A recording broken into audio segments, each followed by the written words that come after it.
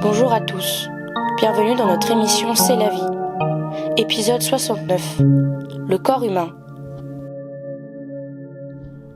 Naissance. Cris sont généralement brefs et aigus, émis instinctivement par les cordes vocales sous l'effet de certaines émotions.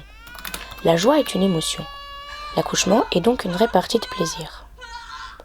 Le corps de la femme souffre, celui du petit entre en guerre. Durant l'enfance, le corps du petit homme n'est pas totalement développé. Par exemple, nous sommes en guerre. Le petit homme ne dispose pas de ses pleines capacités intellectuelles. Nos pays auront recours à des moyens militaires. Chose qu'il acquiert par la suite, notamment grâce au langage. Le langage est essentiel à l'homme, entre autres pour persuader, mentir et asseoir son autorité. Le corps du petit homme est amené à évoluer lors d'une période nommée la puberté. Pendant la puberté apparaissent clairement les différences entre mâles et femelles. Chez le premier, mue de la voix, pilosité grandissante et salaire plus élevé. Il est en revanche impossible que le salaire et les poils se développent chez la femelle. Mais la différence la plus importante entre les sexes est certainement le téton, comme en témoigne cette image, ce qui justifie évidemment que tout téton féminin doit être dissimulé en public.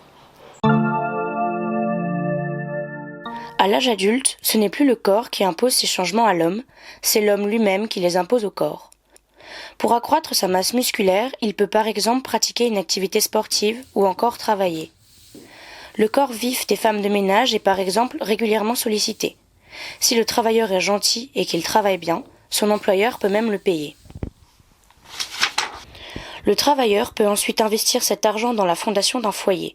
Il est d'ailleurs scientifiquement prouvé que le mariage rend les femmes plus heureuses. Celle-ci aura par la suite l'obligation de procréer. Maintenant défraîchi, le corps du petit homme entame un long combat contre la mort. Le corps est agressé par toutes sortes de maladies. Le corps de l'homme est ainsi condamné à se dégrader dans un EHPAD. Il va sombrer dans l'oubli le plus total et ressasser des souvenirs qui s'estompent peu à peu dans la solitude.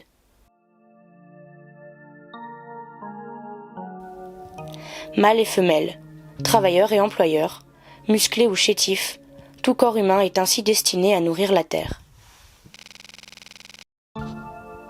C'était la vie. Merci à tous d'avoir suivi cet épisode.